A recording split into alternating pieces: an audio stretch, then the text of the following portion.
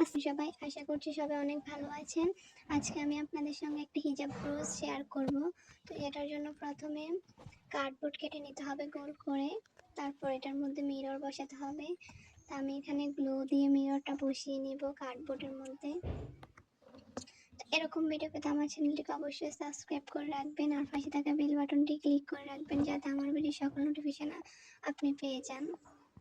আর ভিডিওটি ভালো লাগলে একটি লাইক করে দেবেন, কমেন্ট করে জানাবেন ভিডিওটি কেমন লেগেছে। নেক্সট এরকম ভিডিও দেখতে চান অবশ্যই কমেন্টে বলবেন, আমি আপনাদের পছন্দ মতো ভিডিও দেওয়ার চেষ্টা করব। তো আমি এটার চারপাশে এখন পুঁতি বসিয়ে নেব। পুঁতিগুলো বসানো হয়ে গেছে। একই প্রসেসে আমিও আরও একটা বানিয়ে নিয়েছি অফ ক্যামেরায়। তো দেখুন আমি কার্ডবোর্ড কেটে নিয়েছি আবার লম্বা করে। তো লম্বা কার্ডবোর্ডটাতে এই দুটো বসাবো। বসানোর পর দেখুন এটা একদম চশমার মতো দেখতে হয়েছে।